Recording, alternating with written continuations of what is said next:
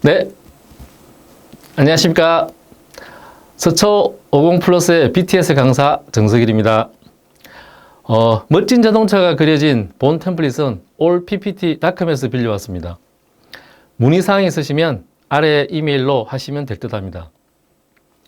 오늘의 강의 주제는 나도 자율주행 한다 입니다. 자율주행이라는 말은 많이 들어보았는데, 또는 자율주행 한다는 자동차는 많이 보았는데, 그 자율주행이 무엇인지, 또한 내 자신이 자율주행을 직접 해볼 수 있으면 퍽이나 재밌겠구나 라는 생각에 본 강의를 하게 되었습니다. 시간을 조금만 쪼개어 재미나게 함께 실습까지 따라와 주시면 감사하겠습니다. 목차는 다음과 같습니다. 저희가 자율주행을 논하기 이전에 먼저 자율주행의 시초가 된 4차 산업혁명에 대해서 알고 가야 할 듯 합니다. 먼저 산업혁명을 생각할 수 있는데, 독일의 철학자 헤겔은 일정 수준의 양적 변화가 누적되면 어느 순간 질적으로 변화한다 라고 주장하였습니다. 이것은 에너지가 축적되면 그것의 폭발로 전혀 다른 환경을 생성하게 된다는 것을 의미합니다. 실제로 1차 산업혁명은 전기기관의 발명으로 인해 영국에서 생산 방식을 인간의 손에서 기계로 넘기는 결정적인 계기를 제공함으로써 생산성이 2배에서 3배까지 증가하는 기염을 토했습니다. 2차 산업혁명 때는 철도 건설과 대규모 철강 생산, 그리고 광범위하게 퍼져 있는 제조업 기계들이 발판이 되어 전기와 이를 기반으로 한 통신기술의 발달로 대량 생산의 초석이 마련되었습니다. 3차 산업혁명 시기에는 컴퓨터를 활용한 정보화, 자동화 생산 시스템의 등장으로 최고 경제학자인 제레미 리프킨은 인터넷 기술과 재생에너지를 3차 산업혁명의 2가지 중요한 요소로 꼽은 바 있습니다. 이때부터 전통적인 제조업 중심 시대는 끝이 나고 사회적 네트워크와 협업 등에 의한 새로운 시대가 열리게 됩니다. 드디어 4차 산업혁명의 시대에는 디지털, 바이오, 오프라인 기술들이 다양하고 새로운 형태로 융합되어 새로운 부가가치를 창출해냄으로써 단순히 기술적 발전에 그치는 것이 아니라 정치, 경제, 사회 등 모든 분야에 큰 파장을 초래하여 부가가치의 폭발적인 증가와 속도가 크게 높아지게 됩니다. 4차 산업혁명의 용어는 독일의 인더스트리 4.0에서 나왔습니다. 독일 지멘스 회사에서 소프트웨어로 모든 기계를 연결했더니 불량률이 0.001%까지 줄어들고 생산성이 4000% 늘어났으며 생산 과정에서 5천만 건의 정보가 새롭게 만들어짐으로 인해 이 정보를 활용하여 불량률을 더욱 줄여나가게 되었다고 합니다. 4차 산업혁명의 기술을 도입한 결과입니다. 과거에는 비교할 수도 없는 속도의 발달은 플랫폼이 핵심 사업이 되어 생산, 운반, 보급 속도 증가에 따른 생산성 극대화를 가져오게 됩니다. 이것은 곧 공유경제로 이어지게 됩니다. 제4차 산업혁명을 저술한 클라우드 슈밥 세계경제포럼 회장은 2016년 1월 스위스 다보스 세계경제포럼에서 이제부터 전 세계의 사회문화적 르네상스를 불러올 과학기술의 대전환기는 시작됐다 라고 공표하기도 했습니다. 이러한 연결과 융합을 뒷받침하는 기술에는 인공지능, 로봇, 바이오, 빅데이터, 드론과 자율주행 자동차가 있으며, 이들 중에는 가장 현실적이고 주위에서 손에 바로 잡히는 기술이 드론과 자율주행 자동차인 것입니다. 결국 앞에서 얘기한 4차 산업혁명의 기술 집약은 자동화 로봇에까지 이어지며, 각각의 기술들은 다음과 같이 로봇에서 활용되어집니다. 먼저 빅데이터는 엄청난 양의 데이터와 연관 자료에 활용되고, 인공지능은 이미 자율주행 자동차와 동일하게 적용되어 스스로 머신러닝을 통해 발전되어 오고 있으며, 사물인터넷은 버스 신호체계나 휴대폰 제어 기술로 적용이 되고 있으며, 정밀기술은 고성능 카메라나 레이저 또는 라이더 센서와 같은 기술을 활용하고 있고, 클라우드는 수집한 영상을 실시간으로 백업하거나 분석할 수 있도록 해주며, 5G 기술로 대량 데이터 전송을 통해 중앙 통제 장치가 전체 로봇을 제어할 수 있도록 해주고 있습니다.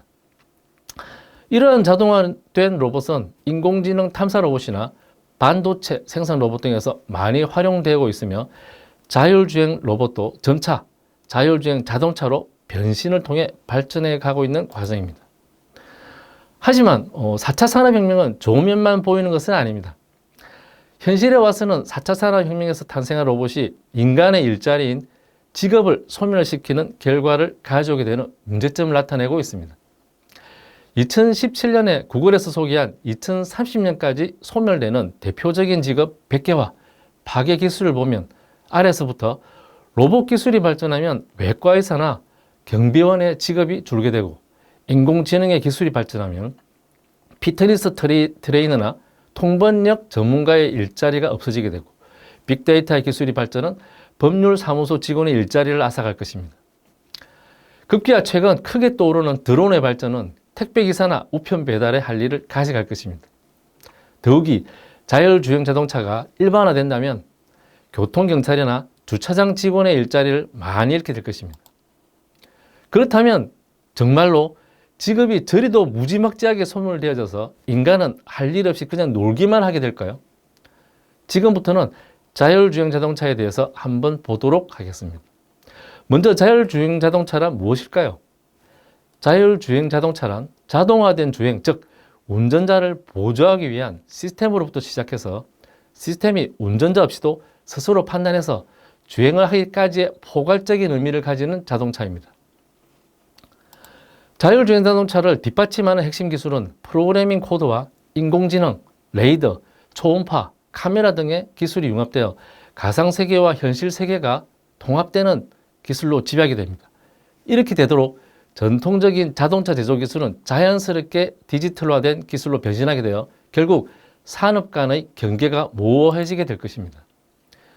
이렇게 구성된 자율주행 자동차는 실제 주행에 적응하기 위해서는 다양한 핵심 기술을 활용하여 비가 오는지 노면이 미끄러운지 하는 도로 주변 환경에 대해 보다 정확한 데이터를 수집해야 하고, 이렇게 수집된 정보를 이용해서 속도를 줄여야 할지 핸들을 꺾어야 할지 올바르게 판단할 수 있는 추론 시스템이 제대로 동작해야 합니다. 다음은 자율주행 자동차의 역사를 한번 보도록 하겠습니다. 자동차는 1920년대부터 대량으로 보급되기 시작했습니다. 이때부터 1930년까지 10년간 미국에서 교통사고로 사망한 사람이 대략 20만 명에 육박하게 됩니다. 자동차 사고의 가장 큰 원인이 운전자 과실이라는 점 때문에 사람이 아니라 차가 스스로 운전한다면 자동차 사고가 줄지 않을까라는 희망을 가지게 됩니다. 이에 군에서부터 자율주행 이동수단이라는 이름하에 많은 연구가 시작되게 됩니다. 하지만 기술적으로는 아직까지는 많은 어려움이 있어 미래에 대한 희망을 얘기하기는 공상과학 소설로부터 사람에게 먼저 다가오게 됩니다. 1935년도에 출간된 데이비드 켈러의 살아있는 기계라는 소설에는 음성으로 지시하면 자율주행까지 할 수 있게 됩니다. 1940년대에 이르러서는 도로에 전자기선을 매설하여 그 위를 자동차가 달리게 하면 사고율도 엄청 줄게 되고 사람이 운전을 하는 시간을 줄이게 되어 다른 것으로 더 즐길 수 있다는 꿈을 미적으로 표현한 사진이 라이프라는 잡지에 실리면서 사람들에게 실질적인 꿈을 갖기에 이릅니다. 1950년대에 이르러서는 실질적으로 제네럴 모터스에서 자동차 도로를 만들어 전자기선을 따라 차가 움직일 수 있도록 시험을 하고 성공하기에 이릅니다. 하지만 시험을 할수록 단순히 전자기선뿐만 아니라 도로를 주행하려면 신호등이나 철길이나 고정되어 있거나 움직이는 모든 기반 시설들의 도움을 받아야만 시험이 했을 뿐 실제로는 도로에 나가지 못하게 됐습니다. 1960년대에는 자율주행에 대한 사람들의 관심을 표명하듯 영화와 TV 시리즈에 더 많은 관심을 가지게 됩니다. 자동차 경주용 차인 허비는 다른 차와 사랑에 빠지기도 하고 기쁨이나 분노, 실망 같은 감정을 드러내기도 했습니다. TV 시리즈인 전격 제트 작전에는 키트라고 말하는 자동차가 경찰관과 함께 사건을 해결하기도 했습니다. 저도 많이 봤습니다. 하지만 당시의 기술로는 말 그대로 꿈에 불과하여 몇십 년간은 특별한 발전 없이 지나갔으나 2004년부터 미 국방부 산하 방위고등연구계획국이 개최한 자율주행 대회인 다르파 챌린지에 의해 완전히 새로운 국면에 접어들게 됩니다. 폭스바겐, 벤츠, 아우디 같은 자동차 회사뿐만 아니라 부품업체인 나버야, 나우토, 시스코 등과 같이 자율주행 기술 개발에 모두 뛰어들게 됩니다. 이로 인해 아우디는 2009년도에 20km의 로키 산맥을 자율주행으로 오르는 기염을 통합니다. 이 시기인 2007년에 테슬라의 전기차가 처음 나온 것은 자율주행 자동차의 대약진을 불러일으키는 서막이 시작되었다는 것이기도 했습니다. 2014년대부터는 자율주행의 필요성과 기술은 완전체에 가까워졌으나 법적인 문제로 인해 자율주행이라는 용어보다는 운전자 보조 시스템으로서 단계별로 서서히 활용되어 가고 있는 중입니다. 이 시기에 아우디의 자율주행차 A7은 2015년에 실리콘밸리에서 라스베가스까지 901km를 완주하기도 하는 쾌거를 올립니다. 보조 시스템이긴 하나 이미 사람이 없어도 운행이 가능한 기술을 보유하게 되었다는 의미이고 이미 우리 주위에서 실제 운행되고 있기도 합니다. 2016년 3월에 출시된 테슬라의 모델 3는 이러한 보조 시스템이 너무나 잘 갖춰져 있어서 자율주행차로서 입지를 가장 완벽하게 세우고 있다고 할 수 있습니다. 이러한 역사의 발전은 현재에 이르러 몇 년이 지나지 않아 운전에 대해서는 인간이 자유를 얻을 것으로 보입니다. 현재 시점은 두 번째 과정에 해당하지만 정말 멀지 않은 시간 안에 네 번째 발전 과정까지 도달할 것입니다. 첫 번째 과정의 경우는 운전자가 운전을 하다가 잠시 다른 일로 인해 급박한 상황이 되었을 때 시스템이 개입하여 사고가 발생하지 않도록 해줍니다. 이미 제어 기술이 발달하고 장착한 장비가 있어 충분히 주행 목적을 달성할 수 있게 해줍니다. 이 과정의 상황을 잠시 얘기해 보면 고속도로에서 시속 110km로 달리던 차가 있는데 전방에 도로공사로 인해 교통정체가 발생하고 있습니다. 운전자는 다른 탑승자와 얘기를 나누느라 속도를 줄이지 않고 계속 엑셀레이터를 밟고 있으면 전방 추돌 장치가 자동차의 속도를 줄이면서 운전자에게 소리나 빛으로 알려주지만 그럼에도 불구하고 운전자가 인지를 하고 있지 않으면 자동차 시스템이 자동 긴급 제동 장치에 의해서 급제동을 함으로 인해 앞에 정체된 차량과 추돌을 피할 수 있게 해줍니다. 이러한 상황은 이미 많은 자동차에 장착되어 이미 운영 중입니다. 두 번째 과정은 현재 진행형으로 운전자가 할 일과 시스템이 할 일을 나누어서 가능하게 해줍니다. 이 과정의 상황을 잠시 예시를 들어보면 운전자가 차를 몰고 와서 주차장 입구에 세운 뒤에 차에서 내립니다. 내리면서 손목에 찬 시계로 자동차에게 명령을 합니다. 그러면 자동차는 스스로 주차장 안으로 들어가 빈자리에 주차하고 운전자가 회의가 끝나 주차장 입구로 오면 자동차는 운전자에게 돌아옵니다.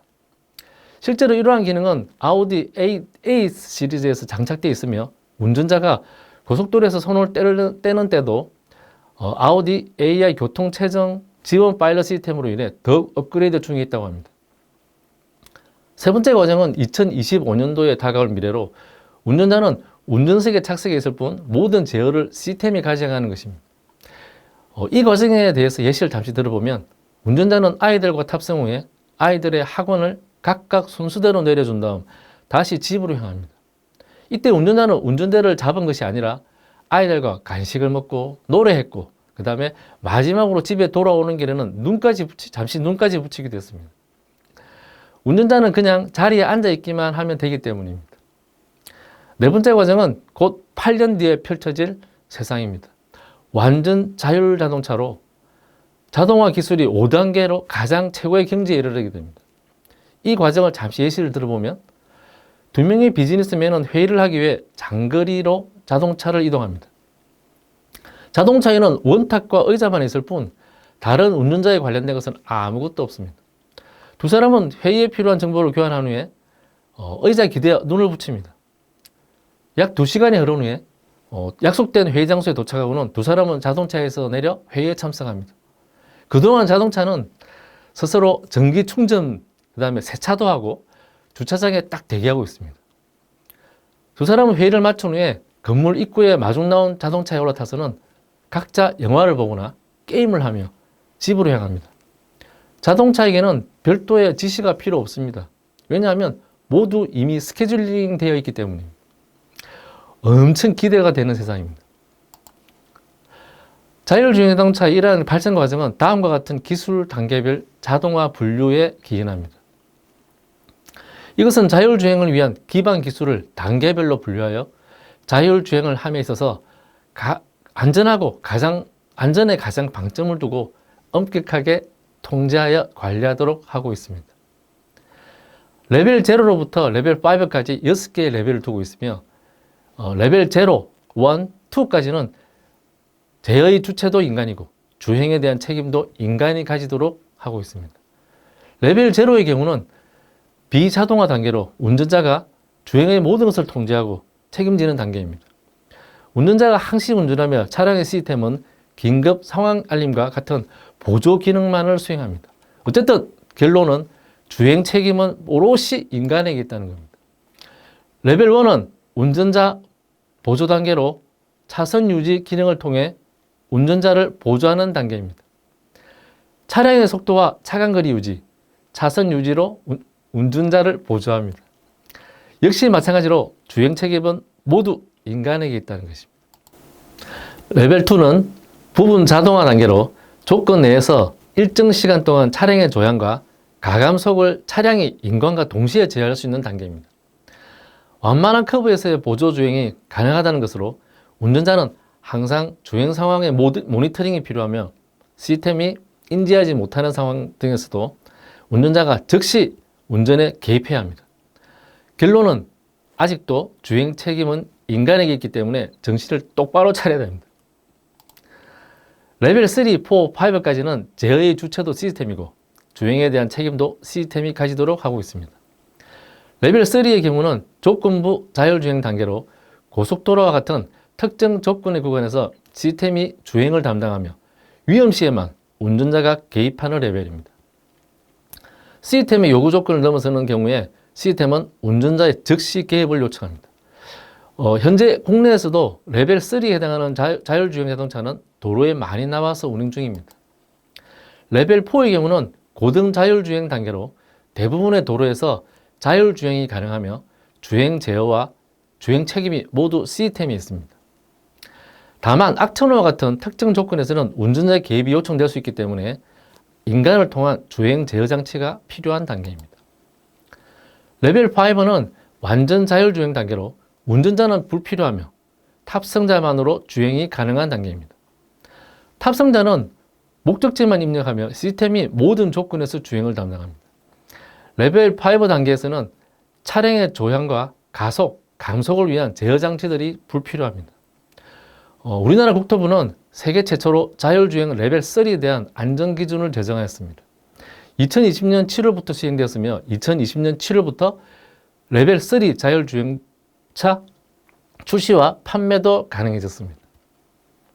또한 한국교통안전공단과 국토교통과학기술진흥원은 경기 화성시를 레벨 4 수준의 자율주행 기술 실증 대상지로 선정하여 자율주행 택시가 운행 중이기도 합니다. 자율주행 자동차는 우리의 삶에 있어서 이로운 점도 있지만 문제점도 가지고 있습니다. 먼저 이로운 점을 보면 안전거리 미확보나 과속을 하거나 신호를 위반할 일이 최소화되어 교통사고가 현저히 줄어들게 됩니다. 또한 고령자나 몸이 아파 운전을 못하게 되는 경우에도 언제나 탑승이 가능해서 접근성이 최소화될 것입니다. 탑승 중에도 업무 처리를 할 수 있어 능률이 향상되고 워라밸을 위한 시간이 대폭 늘어나게 될 것입니다. 교통 흐름이 중앙 집중식으로 자동화되어 교통 체증이라는 말은 이제 없어질 것입니다. 이는 곧 연료의 낭비도 없애고 이를 통한 환경 보호까지 이어지게 됩니다. 이로운 점만 있는 것이 아니라 우려할 점도 있습니다. 갑작스러운 사고 발생 시 왼쪽에 1명, 오른쪽에 2명이 서 있다면 또는 행인을 다치도록 운전자를 보호하지 않는다면 하는 윤리적인 문제가 발생합니다. 누군지 모르는 해커로부터 나의 개인정보가 노출될 수도 있고 자동차를 원격으로 조정해서 대형 사고를 유발한 뒤에 큰 돈을 요구한다든지 그런 사회적 문제를 일으킬 수도 있습니다. 또한 자율주행에 적합한 인프라를 도로가 닿는 시골에까지 구축하기 위해서 방대한 비용이 쓰여지게 될 것입니다. 사고 발생 시에 인간과 시스템 중에 책임 산정이 모호할 수도 있고 시스템이 오류를 일으킨 원인을 찾는데 많은 시간이 소요될 것입니다. 이러한 몇 가지만 보더라도 단순히 좋아지는 것보다는 고려해야 될 사항도 무척 많다는 것을 알 수 있습니다. 하지만 우려할 점 때문에 더욱 좋아지는 미래를 포기할 수는 없습니다. 앞에서는 4차 산업혁명으로 인해 IT 기술이 발달하면 직업이 많이 없어질 것이라고 했습니다. 하지만 자율주행 자동차만 유심히 미래를 지켜보더라도 직업이 없어지는 것이 아니라 훨씬 더 큰 미래지향적인 비즈니스와 업무가 늘어나게 된다는 것을 쉽게 알 수 있게 됩니다. 왜냐하면 자율주행 자동차와 관련된 다양한 사회적 이해관계인들이 오히려 점점 늘어나기 때문입니다. 크게 5가지 분야만 보더라도 알 수 있습니다.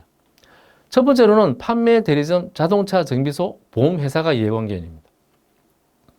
수준 높은 관리를 통해 실제로 안전을 도모하며 자동차의 판매량이 증가하고 그에 따른 자동차 정비와 사고에 대한 책임 소재를 묻는 보험 체계가 다시 만들어질 것입니다. 두 번째로는 철도회사와 모빌리티 플랫폼입니다.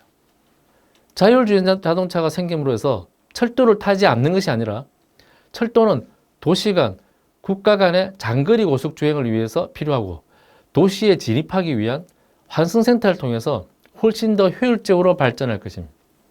우버나 리프트처럼 스마트폰을 이용한 모빌리티 플랫폼은 자동화 기술로 인해 폭발적으로 사용이 증가할 것입니다. 세 번째로는 기술기업과 통신회사입니다. 구글이나 애플 같은 IT 기업들이 자율주행 자동차 사업에 뛰어들어 풍부한 사업 투자를 벌이고 있습니다. 대량 데이터를 송수신하기 위한 통신망 확충과 인프라 기업들의 관심 또한 중요한 이해관계인이 되는 것입니다. 네 번째로는 법률가 과학자가 이해관계인입니다. 자율주행 자동차는 운행을 시작함과 동시에 책임 소재와 윤리적 문제를 계속 안고 가게 됩니다. 이를 뒷받침하는 기술 전문가는 훨씬 많은 연구와 기술 기반을 만들어낼 것입니다. 마지막 5번째는 여론, 정부기관, 도시 분야가 이해관계인입니다. 여론을 통해 사람들에게 기술의 서비스의 발전에 대해 긍정적인 메시지를 전달한다면 사람들의 부정적인 생각을 차츰 없앨 수 있도록 변화시킬 수 있는 주요한 역할을 매스컴이 할 수 있습니다. 또한 정부의 투자와 각종 신호등과 도로망을 자율주행에 맞도록 지원할 수 있는 시스템을 구축할 수 있도록 도시가 지원해 줄 것입니다. 이토록 자율주행 자동차에 대한 이해관계인이 광범위하게 구성되게 되기 때문에 직업이 줄어든다는 의미보다는 보다 더 다양한 서비스 기반이 늘어난다는 좋은 의미를 가지게 되는 것입니다. 자율주행 자동차가 우리에게 미칠 영향은 어떤 것일까? 그러므로 인해 무엇이 변화하는지 한번 보겠습니다.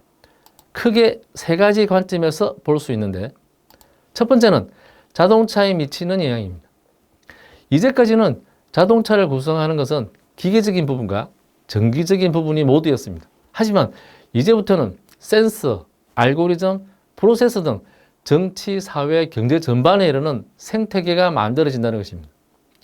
한 가지 영역의 발전은 모든 생태계에 영향을 미쳐서 함께 발전하는 모양을 이루게 됩니다. 두 번째 기업에 미칠 영향은 비즈니스 모델의 확장입니다. 자동차 제조업체와 부품 공급업체는 이제까지와는 다른 영역의 하드웨어와 소프트웨어 산업 영역으로 변신할지를 고민해야 합니다. 세 번째로는 사회에 미칠 영향입니다. 크나큰 도시일수록 기업들은 도시 중심에 위치하고 사람들은 일을 끝내면 대도시 인근 지역에 있는 집으로 이동하게 됩니다. 또한 도시 대 도시로 이동하며 더 많은 일자리를 가지게 될 것입니다. 과거에는 세계 인구의 70%가 시골에 살고 나머지는 도시에 살았지만 곧 얼마 지나지 않아 그 반대로 70%의 인구가 도시에 살게 될 것이라고 합니다. 이를 뒷받침하는 기술이 자율주행 자동차로부터 시작될 것이고 이를 통해 스마트 시티가 형성되어 이동의 편리, 대기오염 개선, 삶의 질 향상, 이를 통해서 인간의 삶은 더욱 풍요롭게 발전해 갈 것입니다. 앞에서 언급한 스마트 시티라는 것이 언제 오겠어? 라고 생각하실 수 있습니다. 하지만 이 경우만 보더라도 이미 상당히 가까이 와 있음을 알 수 있습니다. 겨우 8년 뒤에 이런 어마어마한 스마트 시티인 네옴시티가 완성될 예정입니다. 사진과 같이 도시의 모양이 일자로 쭉 뻗어 있는 170km의 길이에 폭이 200m, 높이가 500m이며 이곳에 살 수 있는 인구가 900만 명에 달합니다. 사우디의 적막한 사막에 무함마드 빈 살만 왕세자가 600조 원의 예산을 들여서 도시를 건설 중에 있습니다. 저는 반드시 8년 뒤에 이곳으로 이주를 하든지 여행을 갈 것입니다. 앞으로 200살까지 스마트 시티에서 자율주행 자동차를 타고 편안하게 책을 읽고 음악을 들으며 그러한 재미난 세상에서 살고 싶습니다. 결론을 말씀드리겠습니다. 자율주행 자동차는 멀리 있지도 않으며 곧장 우리 곁으로 다가와 우리의 노후를 행복하게 해줄 것입니다. 이러한 행복한 사회를 맞이하기 위해 우리는 자율주행 자동차를 직접 경험해보고 나 스스로 자율주행을 하게 만드는 기술을 이해해야겠습니다. 그래서 작지만 똑똑하고 장난감 같지만 엄청난 로봇 기술이 탑재된 자동차 로봇과 이를 자율주행시키기 위한 아주 쉬운 컴퓨터를 활용하여 실습을 해보고자 합니다. 처음은 어려울 수 있겠으나 천천히 따라해 보시면 자율주행 자동차의 맛을 잘 느끼실 수 있게 될 것입니다. 총 7개의 단계로 순서대로만 따라오시면 나도 자율주행을 할 수 있게 됩니다. 1단계는 사전 지식을 가지도록 합니다. 자율주행을 위한 자동차 로봇은 종류도 다양합니다.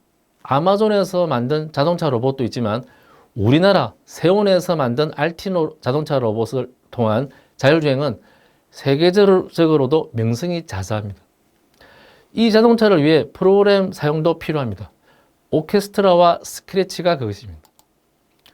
알티노 자율주행 로봇은 그냥 장난감이 아니라 로봇 공학이 집적되어 있는 실제 로봇으로 적외선 센서 6개와 조도 센서, 전광판, 자이로 센서 등이 내장되어 있습니다.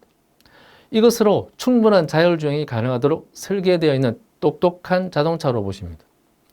주로 저희는 적외선 센서를 이용하여 자동차 로봇을 자율주행하게 만들 것입니다. 적외선 센서에는 장애물이 가까워지면 900에 가까운 수치를 또는 멀어지면 1에 가까운 정보를 로봇에게 알려줍니다. 이러한 정보를 이용해서 장애물이 가까워지면 뒤로 피할지, 옆으로 피할지, 아니면 직진할지를 판단하게 해줍니다. 오케스트라는 인공지능 로봇 기술 활성화를 위해서 세온에서 개발한 교육도구입니다. 스크래치는 MIT 공대에서 개발한 교육용 프로그래밍 언어로 직접 어려운 코드를 사용하지 않고 블록을 사용하여 블록을 쌓듯이 프로그래밍이 가능한 아주 쉬운 개발 도구입니다. 이번 자율주행 실습의 주행 경로는 이 그림과 같습니다. 이 그림과 같이 자율주행이 되도록 하기만 하면 아무리 큰 지도라 하더라도 충분히 커버 가능하기 때문에 어렵지 않게 이 주행 경로를 자율주행하도록 프로그래밍하면 되는 것입니다. 이곳에서 출발해서 쭉 돌아서 가게 되고 주행 상태를 전광판인 LED에 숫자로 표시하게 됩니다. 그래서 목적지에 도달하면 터널 안에 들어가게 되고 터널에 들어가면 조도 센서의 숫자가 줄게 되어 주행을 정지하게 됩니다. 이때 정지했다고 하는 도솔음을 2번 울리면 주행이 끝나게 됩니다. 2단계는 프로그램 다운로드입니다. 지금부터는 천천히 함께 따라와 주시면 좋겠습니다. 먼저 세온 사이트에 접속을 합니다. 그래서 다운로드와 소프트웨어를 차례로 클릭을 합니다. 그 다음에 오케스트라2 PC 버전을 클릭합니다. 그러면 다운로드 오케스트라를 다운로드할 수 있는 메뉴가 보이는데 이것을 클릭합니다. 클릭을 하게 되면 이렇게 미리 보기가 없다는 표현이 보이고 이때 다운로드를 그냥 클릭합니다. 구글 드라이브가 다운로드 파일에서 문제를 감지했습니다 라고 나오지만 무시하고 다운로드를 클릭합니다. 그러면 화면 아래에 다운로드 상태가 보일 것입니다. 다운로드가 모두 완료되었으면 폴더 열기를 클릭합니다. 그러면 폴더에 다운로드에 보시면 오케스트라2가 보이는데 이것을 클릭합니다.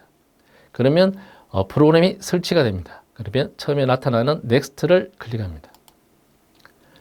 역시 마찬가지로 동의해서에 클릭을 하고 I agree를 누릅니다.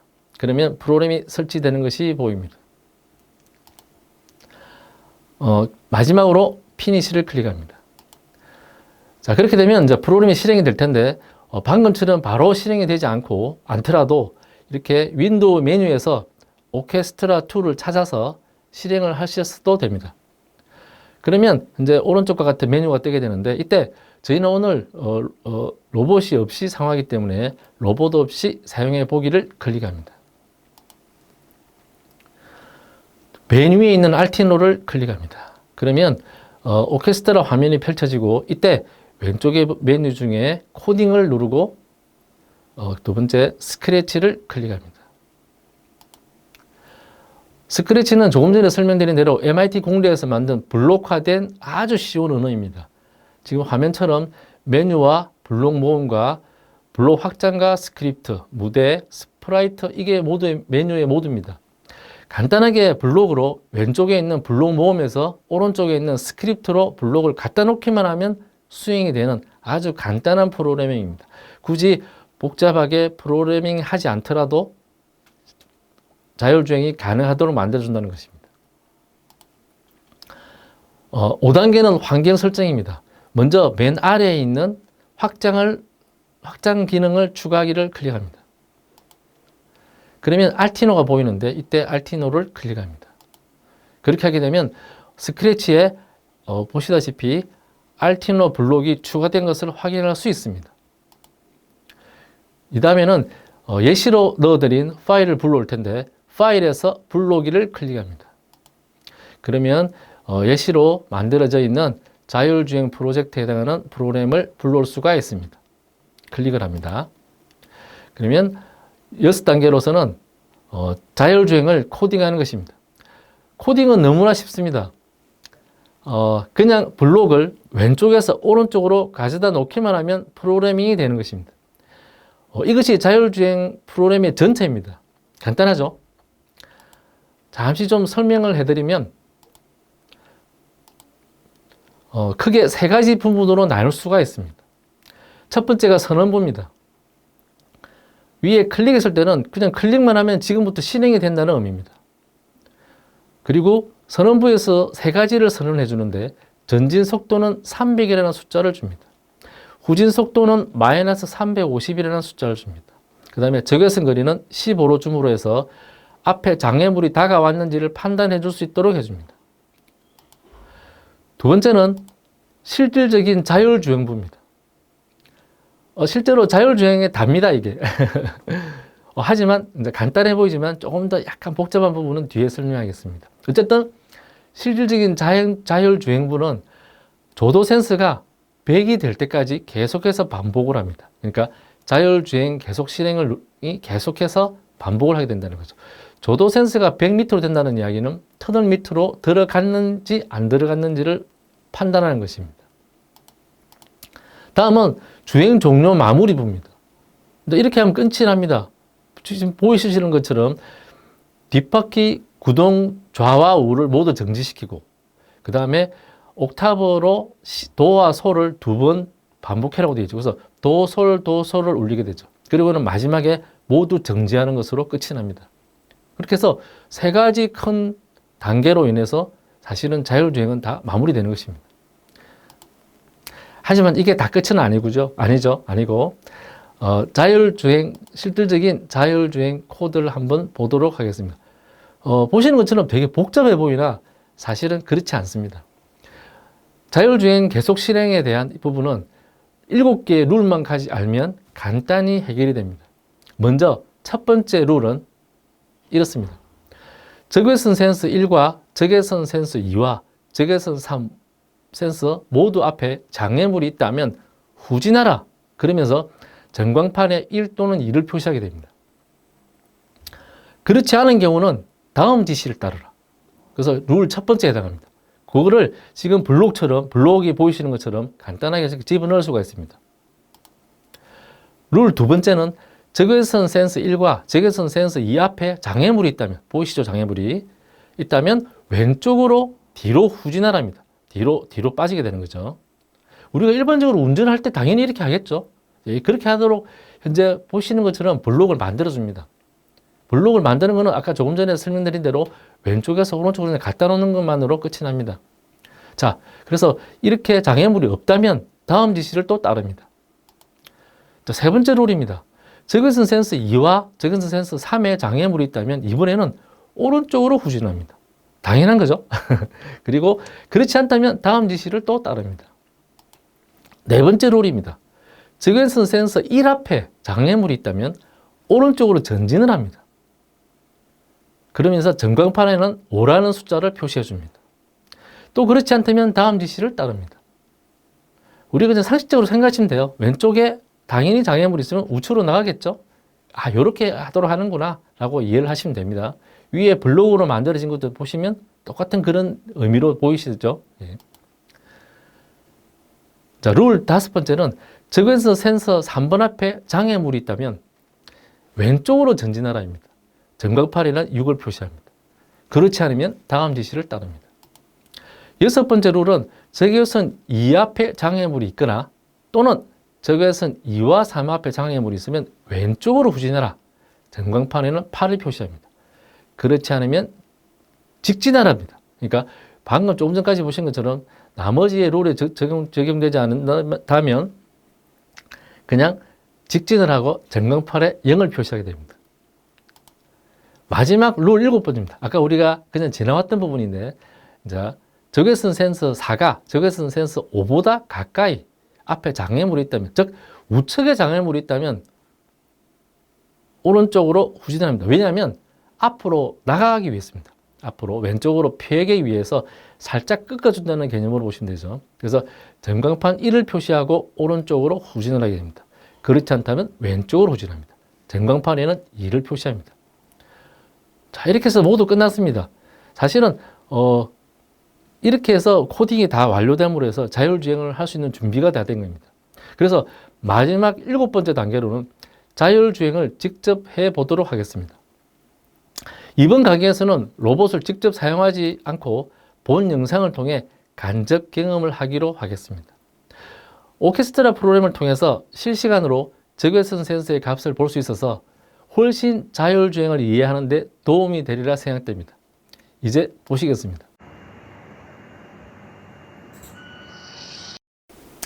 예, 출발할 땐 계속 직진으로 0번 루틴이 실행되고 LED에 0이 표시됩니다. 그래서 계속 앞으로 나아가겠죠. 예, 충돌 시점에서 보시는 것처럼 적외선 1번, 2번, 3번의 값이 증가하는 것이 보입니다. 충돌했다기보다는 가까이 장애물이 있다는 거죠. 예, 마찬가지로 계속해서 루틴이 돌고 있죠. 자동차 좌측의 적외선 5번이 우측의 적외선 4번보다 값이 크게 되어서 2번 루틴이 실행되고 후진하면서 조향이 다시 바뀝니다.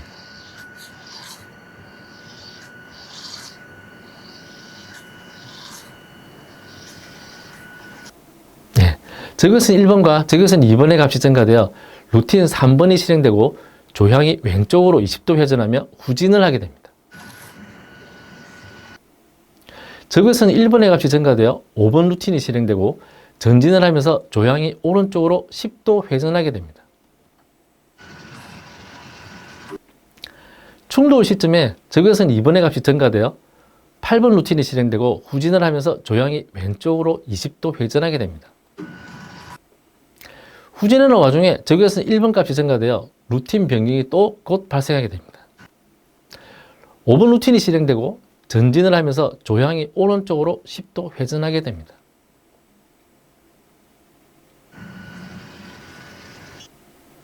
자동차 윗부분에 있는 조도 센서가 백의 밑으로 떨어지면서 자율주행을 멈추고 바퀴 구동값을 제로로 세팅한 뒤에 도솔도솔 음악을 울립니다.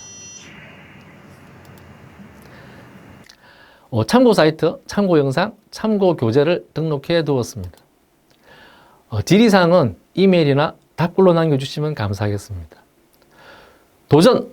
나도 자율주행한다. 이것으로 강의를 마치도록 하겠습니다. 감사합니다.